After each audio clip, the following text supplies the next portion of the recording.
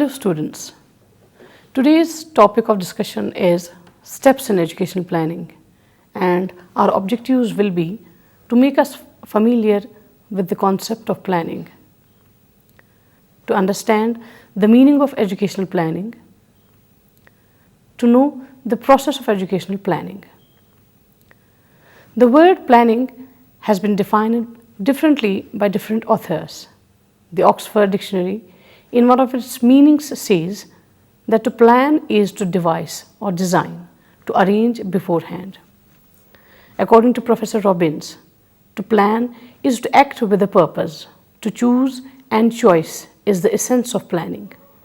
According to Wydrower, planning is the process of preparing a set of decisions for action in future, directed at achieving goals by optimal means.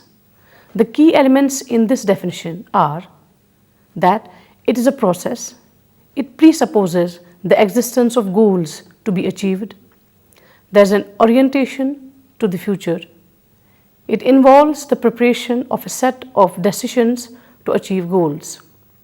These decisions are arrived at by a judicious selection from among the different competing alternative solutions. There is need to allocate scarce resources among various possible combinations of action. Planning is also seen as an exercise of optimization of resources. It attempts to maximize output within the given resources and ensures that the benefits are distributed more equitably among various sections of population. Since planning attempts to indicate what is to be taken up first and what is to be taken up at a later stage, it is also seen as an exercise in prioritizing the activities to be undertaken. Though priorities of a plan are decided by the planning bodies, the prioritization is a part of planning process itself.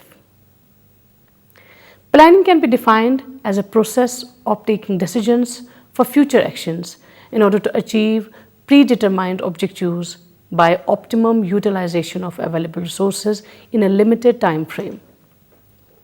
Thus, precondition for planning is the existence of certain objectives which need to be achieved, and constraints in this respect are time and resources. Here resources include all the three types of resources, namely physical, financial, and human resources. It is said that we plan because we have limited resources and we have to achieve our objectives within the constraint of these limited resources. The term planning is very frequently used in daily life, and every person without exception does some planning at individual level when one has to accomplish some task. Households plan for meeting the requirements of the family within the income available and thus plan for monthly expenditure. When planning is undertaken at the individual or household level, decisions for future actions are taken by individuals. However, if planning is to be undertaken for a system, for example, planning for education, the important issues to be addressed are who will decide about the goals, objectives, allocation of resources, and time frame, which are important and essential components of planning. At the systems level, these decisions are taken at various hierarchical units. This concept of availability of various hierarchical units for planning is called the multi-level planning framework. It means the existence of hierarchy of levels of planning with clearly defined territorial jurisdiction. Under this framework, planning is possible at national, state, district, sub-district, and village level. However, in India, particularly in the field of education, is carried out at the national, state, and in limited way at the district level only. Educational planning. Educational planning then accordingly be defined as the process of preparing a set of decisions for action during specified period of time directed at achieving educational goals. Key elements in educational planning are: it must be efficiency oriented. It is believed that one important aspect of any educational system is that it is a machine designed to produce given results. For instance, to teach young people the mastery of particular skills of hand and mind. If it is a machine, it should be efficient and should run smoothly without undue waste. Number second, development oriented. It is widely accepted that the educational system of a country is linked closely and organically to the whole production process, just as it is to the political and to the social environment. Therefore, education should contribute directly to the general increase in wealth. Number three, comprehensive in scope. It covers a wide range of programs and activities. An integrated plan. It is integrated with the plans of broader economic and social development. It is more popular and is respected. Educational planning, a complicated process. Educational planners have to decide the purposes and the objectives in relation to the broad general objectives of the plan. As a whole, we have to consider the priorities in the allocation of resources. The implications, both financial and manpower needs, are to be considered, and hence, educational planning becomes a complicated process. It requires foresight, watchfulness, and periodical evaluation, and a nice blending of different approaches. The raw material in education is a growing organism susceptible to different forces, and it implies the need of sensitive machinery susceptible to the developments in the national and international scene. In an underdeveloped country, the difficulties are enormous, and we have not yet reached minimum level in education so as to increase the pace of development sufficiently. The social life in our country is not economically, culturally, or socially integrated. Now, principles and techniques of educational planning. Education should cease to be considered as a one-shot affair meant for children and youth. Education work should be looked upon as complementary forces which operate simultaneously throughout the entire life of an individual. All the three channels of education, full-time, part-time, and own time, should be developed in every stage and in every sector of education and given equal status. Education should cease to be looked upon as a school process. It should be a social process covering all learning that takes place, whether in or outside the school. Education should cease to be a delegated responsibility of a profession and should become the direct social responsibility in which every individual is involved, both as a teacher and as a student. The right to learn should be assured to every individual without any discrimination and with full equality of opportunity, and he should also receive all the support and facilities necessary for its effective exercise throughout his life. The non-formal sector, which has been neglected in the past, should be developed and blended with the formal sector in the integrated fashion to create a new system of education which will have the advantages of both the sectors and also eliminate the weakness which arises when these sectors are developed in isolation. Process of educational planning. Pre-planning. This is the preparation of planning. It begins with the creation of a suitable planning organization, the establishment of planning procedures, the structural reorganization of educational administration machinery, setting up the procedures for the collection and analysis of statistical data required for planning. The planning stage. This comprises 5 principal steps. Number 1, diagnosis. Once the national objectives are defined, the first step to be taken by the education planner is to ascertain whether the current educational effort of the country is adequate, relevant, and conducive to their achievement. Formulation of policy. The diagnosis of the existing education situation would highlight defects and deficiencies which are to be corrected so as to ensure relevance, effectiveness, and efficiency. Cost of future needs. This gives an indication of the total financial outlay, which should be available if the policy needs are to be satisfied. Establishment of priorities and target testing. Any educational planner should take stock of resources available to educational development from various sources and set to target according to the needs that have been identified and prioritized. Feasibility testing. The target is set according to the needs that have been identified and the priorities assigned. But another serious look is necessary to ensure whether they are consistent and feasible. Plan formulation stage.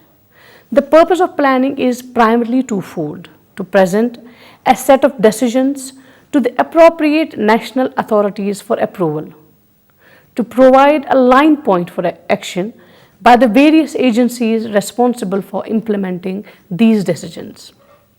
For both the purposes, the authority and the agencies concerned require to be informed as to what is proposed, why it is proposed, and how the proposals are going to be implemented. Plan elaboration stage.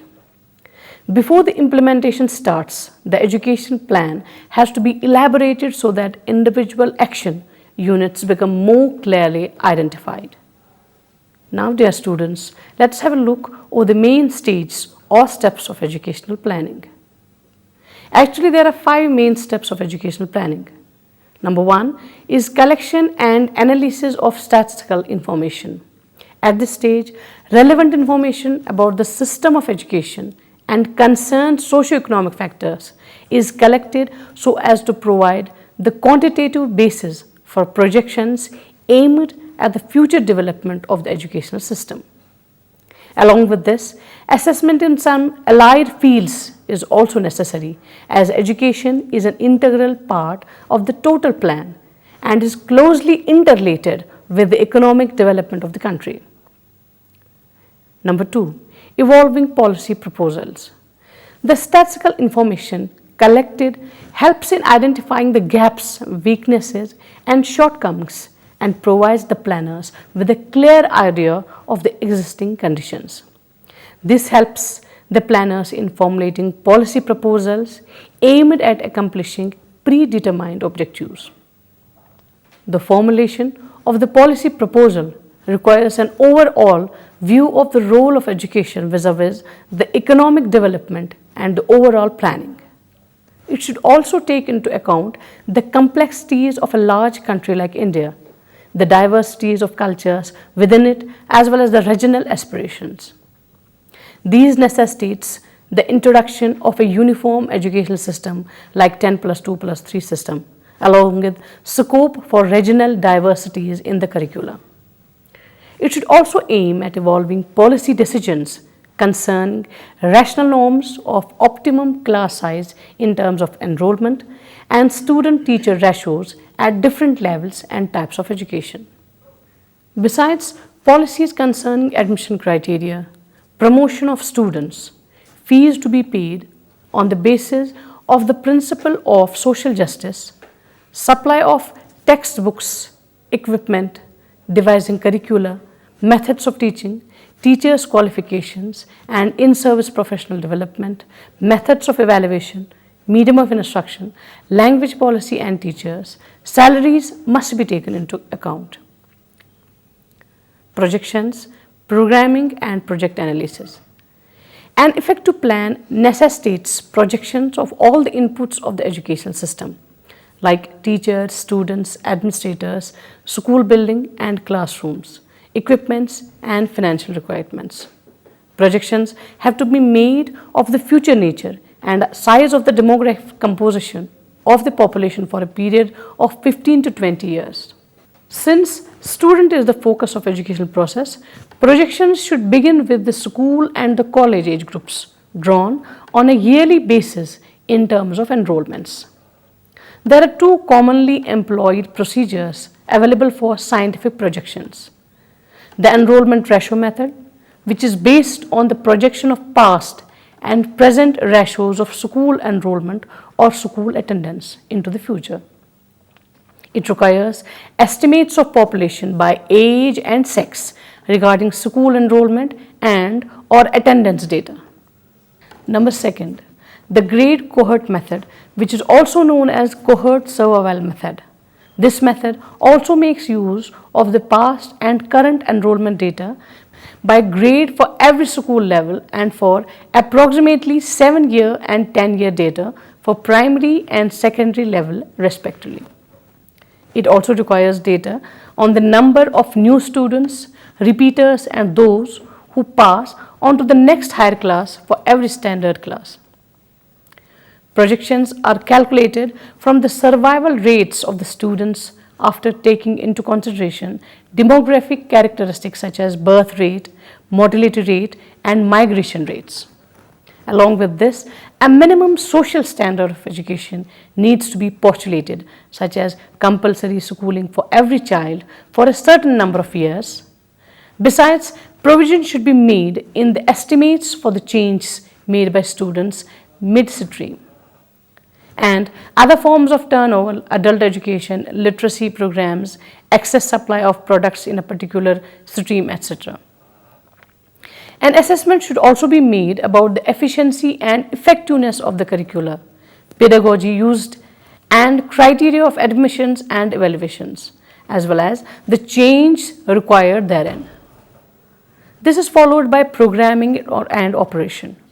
For example, if 800 technicians are to be produced, a program on the number of institutions, teachers, equipments, space, syllabi, courses, etc. is to be worked out. It involves the application of administrative and economic principles in order to assess a particular situation and establish an operational program. Costing educational plans. Education is an activity wherein the institution, the society and the learner bears part of the cost. In order to improve the formulation and implementation of educational plans, it is necessary to understand the methods of costing education and the problems associated with it. The unit costs of different types of educational facilities need to be computed. These costs are to be studied in terms of the availability of present and future financial resources. It should be ensured at this stage that the real cost of education is not too high so as to be inconsistent with the attainment of the overall plan objectives. Decisions, implementations and evaluation. A 5-year plan needs to be broken up into annual plans. Each annual plan is scrutinized, discussed and criticized in relation to a review of previous year's strength, weaknesses and achievements. At this stage, the necessary conditions for effective implementation of the program need to be created. Thereafter, the actual operations take place. At the end of the plan, evaluation is done in terms of the extent to which the objectives of the plan have been accomplished in an effective and efficient manner. Dear students, we may conclude with that planning is the process of preparing a set of decisions for action in future directed at achieving goals by optimal means. Planning is essentially a systematic approach about the course of action to be undertaken for the purpose of predetermined goals to be achieved within a specified period of time. In this sense, educational plan should consist of the specification of the objectives, instrumentality of realization of these objectives, and time frame for realizing the specified objectives. Educational planning then accordingly is defined as the process of preparing a set of decisions for action during specified period of time directed at achieving educational goals. Process of educational planning involves pre-planning, planning stage, planning formulation stage and plan elaboration stage. Dear students, with this we conclude. I hope you have enjoyed and understood. Have a good day.